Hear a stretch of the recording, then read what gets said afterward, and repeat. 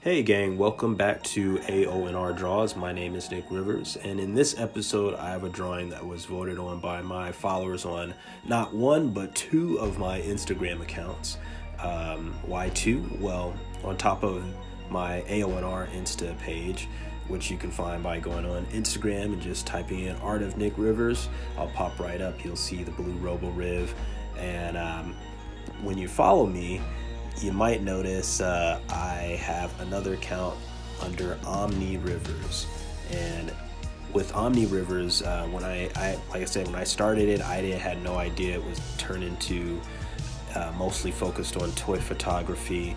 I thought it would be pretty cool to put up a poll on both of my pages to see which one of my followers would like to see me draw one of the photos, reinterpret it in my style. Spawn one, so here we are.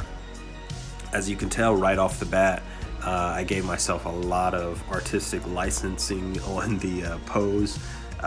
It's not an exact copy of how I had it before, but that's okay, because the problem with posing some of the figures, I actually can't get it really in the pose that I might see in my mind's eye. And also I knew I wanted to eventually print this landscape view, so I had to accommodate the pose to fill up more of the page. So that's why he's a little bit more dead center of the whole thing, and I'm pretty happy with it. I did have to, you'll notice me doing what I call nudging a lot with this drawing, and that's when I realize I've drawn the right shape of the anatomy, but the angle perhaps might be off. So I magic lasso it and I nudge it into position, but I wouldn't recommend doing too much of that. Lately I've been trying to nudge a lot less with line work and just redraw the selection. It's another reason I'm excited to work a little bit more on traditional media than this Procreate that you're seeing me drawing in right now, which again is not a knock, but I just want to kind of learn a little bit more. And I do think it might be, it is one of those kind of magic tools that makes drawing a little bit quicker. But anyway, with the pencils here that I've started, after I've got everything roughed out with the flat brush, I go in and I did some looser pencils, and now I'm doing more a tighter pencil look. Really trying to tap into my inner gritty 90s comic book artist style cross hatching for this piece. And another thing that inspired me, like just kind of going for more of the rougher texture, other than like, that's kind of my head canon of what Spawn's like organic necroplasm suit would look like. It would be very muscly and sinewy, kind of like the Spawn movie. But I also had the figure in front of me while drawing this, so every once in a while I would pick it up and admire the artistry within the sculpt, turn it around, look at it from different angles, and I use that for also for my inspiration for my interpretation of Spawn. A funny story about this, as I get a little bit closer to getting the pencils done on this, when I had almost finished the inks on this drawing, I had a dream about a brand new Spawn movie, Blumhouse produced Spawn movie, and I think a lot of that was due to always hearing, if you're a comic book fan and you follow Mcfarlane online, or you follow, just superhero movies and what's happening with those, every few years you hear about a new Spawn project like getting made or somewhere in the process of being made, and it never turns up. But I thought it would be cool. Like I had this dream where it's a Blumhouse, like somehow they did it and made like the best Spawn movie ever, and it was also the thing that caused the revival of the rap rock new metal soundtrack album. Like Judgment Night or Queen of the Dead soundtrack, Freddy versus Jason, and I don't know if this qualifies as a new metal soundtrack, but The Crow, because that was a banger soundtrack. But in this new interpretation, you had artists like Josiah and the Dropout Kings or City Morgue or Darknet, with veterans like Nonpoint, Korn, Deftones, it's something like that. Body Count. How sick would that be? It is like if that had a whole new revival. I know that's not everybody's thing. I kind of been one of the podcasts I listen to, Roach Coach podcast, they're responsible for me like going back like, oh yeah, I remember that band, or I remember that song, and also introduced me to a lot of artists I never would have ever heard of normally. So big ups to you, Roach Coach. So what do you guys think? Who would be on your new Spawn soundtrack? Who would you have on, what artists would you include? You know what would be cool?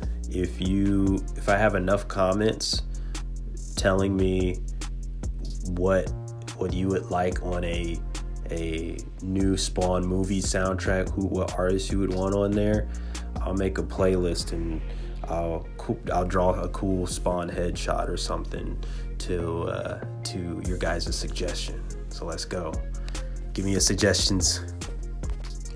Also, let me know if there's any other Spawn universe characters you'd like to see me draw, like Violator, Redeemer. I'm not as well versed in all of my Spawn knowledge as I am with, like, say, Batman or Spider-Man, but I'm always willing to learn. I'm always willing to learn. My knowledge pretty much extends to the first 12 issues of the original run of Spawn, and then after that, the really cool HBO series, and of course the John Leguizamo movie. That was, so yeah, that's pretty basic knowledge of Spawn. I maybe one of these days I'll deep dive. I do have a couple of Spawn comic books, Spawn's Universe comic books. I have a couple of those just stacked up on my shelf that I haven't read yet. One of these days I'll get to it. That's seriously a goal of mine for this upcoming year, is to try to get through this. I've got a couple of stacks of comics that I really want to read. There's look like good books, but I feel like I'm always on the go lately, so I don't really have as much time, or haven't made the time to read as often as I would like to. I got a couple of novels too that I really want to dig into.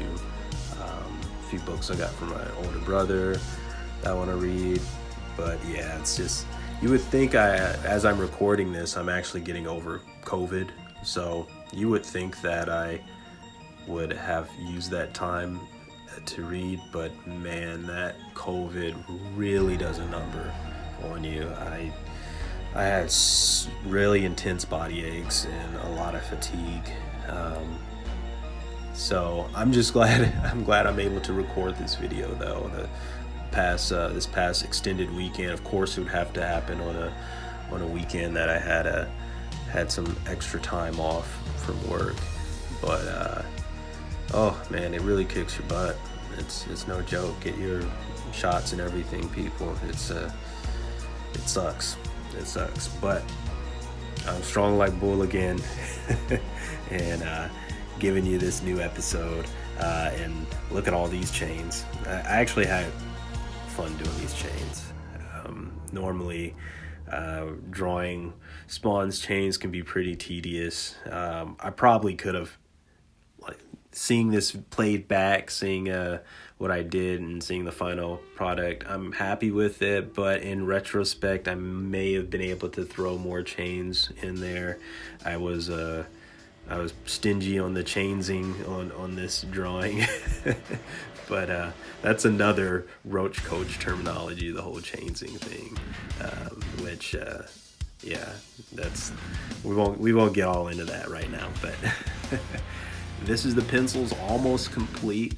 I used a little bit of the eraser tool, just set it to the HB brush to get that same kind of effect, and did some reversing and adding those cracks in the background, and now we're on the inks, finally on the inks.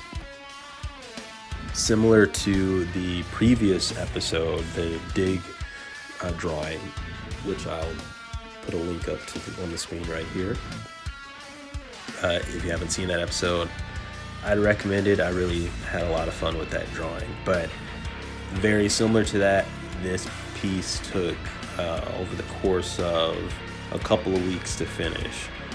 Again, I didn't really sit down and just do it straight through. It just, with a lot of these drawings, you have to do them. Well, at least I have to do them. There's amazing artists out there that can work far faster than I can. I'm not to say that I'm a slouch. I'm fast if I need to be, but lately I'm trying to slow everything down a little bit more and really consider my line work when I'm placing it to try to achieve a certain effect. And that goes 100% with inking too, because I don't consider myself to be the best inker out there. So I really, want to try to make sure I have lines that sell my pencils, give it a good amount of volume, and all the blacks are spotted in a way that makes sense, that creates that depth. So with that being said, with inks on this, one thing that you'll notice when I get to the coloring aspect of this is the outline of his cape, on his open hand, where his open hand is at.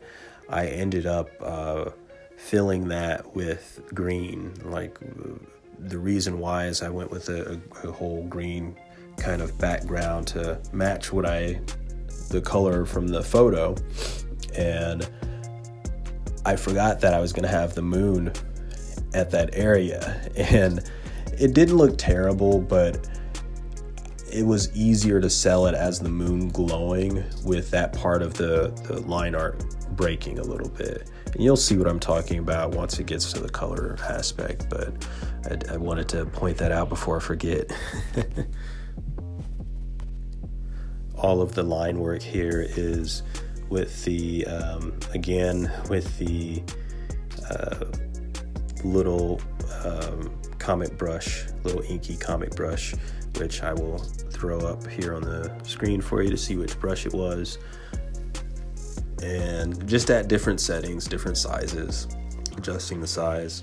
And that's all that is.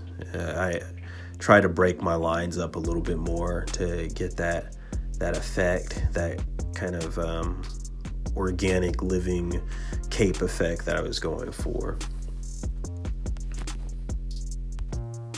Again, trying to channel my inner gritty, edgy comic book artist.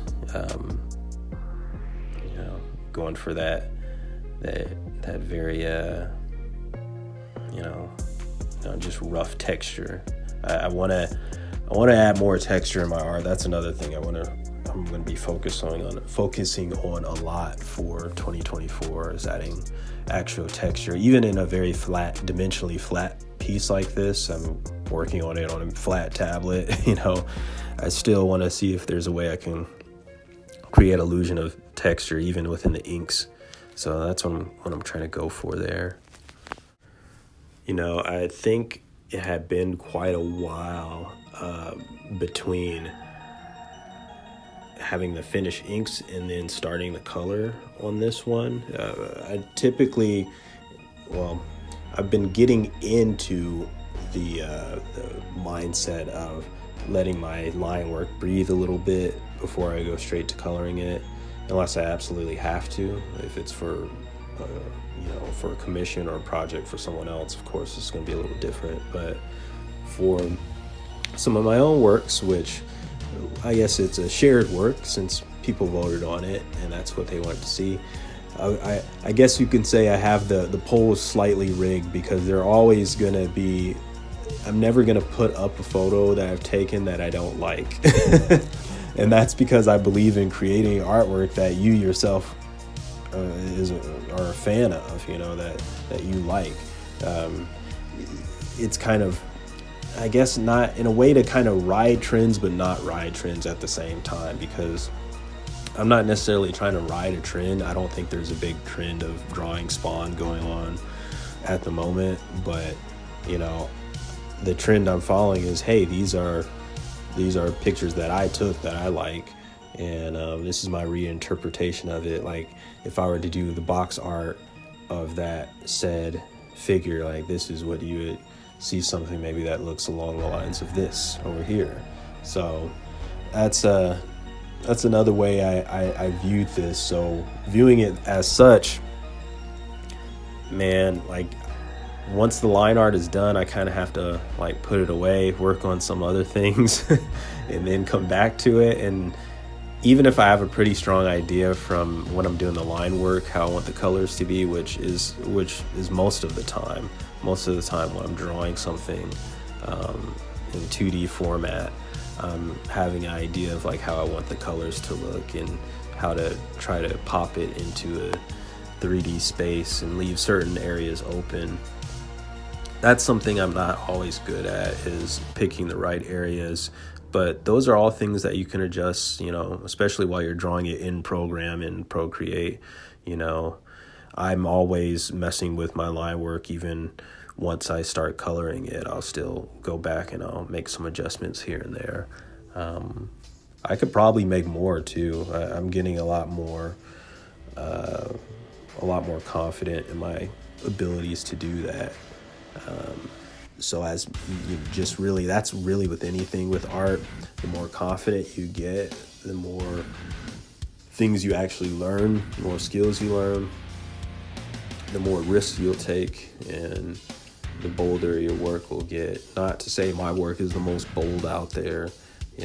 I'm just like, I am a student at this. I'm trying to learn and trying to improve. And I think as long as you have that attitude and you're hungry to improve and you're hungry to push the limits of what you can do, of how you can capture what you see in your mind's eye, and boom, I think the more risks you'll take, like I said before.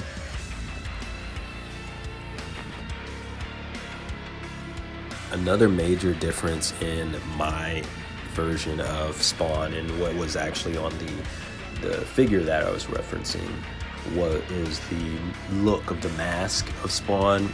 You can see in the line art here, I had chosen to go for where you can kind of see the skeletal, almost like it's this necroplasm mask is vacuum sealed over, over Al's decaying skeleton face. And that was, I'm pretty sure I seen that somewhere in some Spawn comic book. I couldn't reference the artist for you, but that had always been like something really striking. And so whenever I've sketched out Spawn a couple of times in the past, and I always try to include that look into his mask, because it just, to me, it sets it apart from looking like another Spider-Man or Venom kind of rip-off look, which, I mean, I can't really say rip-off because Mcfarlane created the symbiote suit, so there's that. But I just wanted to set it apart a little bit more, make it a little more gothic looking. I notice I'll either ink in a way where I ink from top to bottom, or I'll go from one section to the next, like the head, torso, arms, so on and so forth, or I'll just start kind of go all across the canvas. It really depends on the mood I'm in. Sometimes I'm a little bit more focused, and then other times I'll feel a little bit more frantic and kind of move across the, ink little bits here and ink a little bit there. It just really depends on the mood and how much time I have, or how much time I perceive I have, I should say.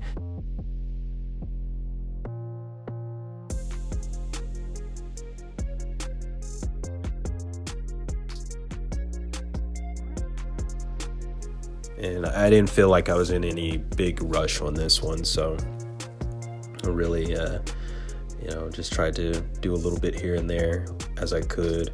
I'm pretty sure sometime around this part is when I had my hand injury too, which was another thing that delayed working on the colors and finishing this piece up. But it's just another testament that goes to show you whatever you're working on, no matter how much you really want to get it done. And I really wanted to get this one done because as soon as I got past the penciling phase on it, I was really excited about it and ready to see it finished. But it's good to take breaks. It's good to take breaks. It is good to spend your time on quality. So never be too quick to put out a piece. Now we're finally on the colors. I had a tough time picking out the the black parts. At first you see they had more of like a blue hue to it, and it looked a little too goofy, so I went with that more closer to the green of the page that I'm trying to emulate from the photo.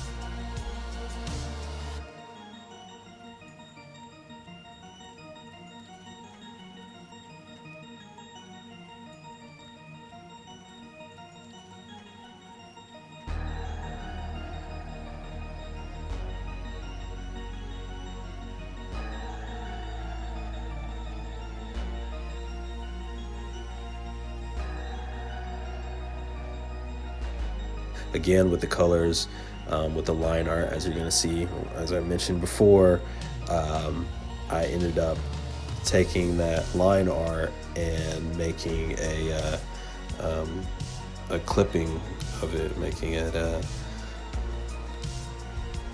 clipping mask, and I airbrushed the parts of the cape green to break up that work so the moon would really, really, really pop.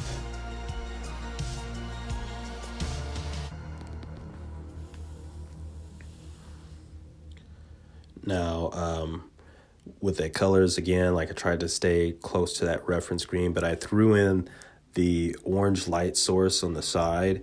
That way, make them a little bit more dynamic and make the figure pop a little bit more. To do that, to achieve that, I just used the hard brush for the rim lighting on him, and then I used the soft airbrush all around it for that kind of a little bit of that glow.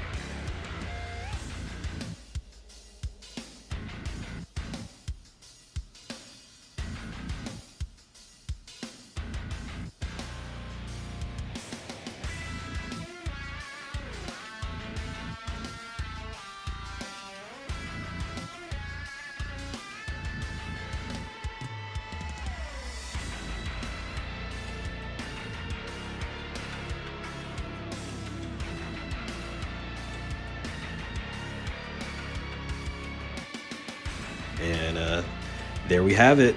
Al Simmons, aka that Spawny guy. Do you want to take place in the next poll that I do? Of course you do. All you gotta do is subscribe to Art of Nick Rivers and hit that bell icon to be notified when I have a new poll. I do the You Choose, I Draw thing on Instagram, like I said, around every 3 or 4 months. But when I do have a new one, I will post it on the community thread here. So definitely want to make sure you have that bell notification thing alerted so you get notified when I have a new poll and you can vote. I hope you guys enjoyed this episode. Till next time, peace.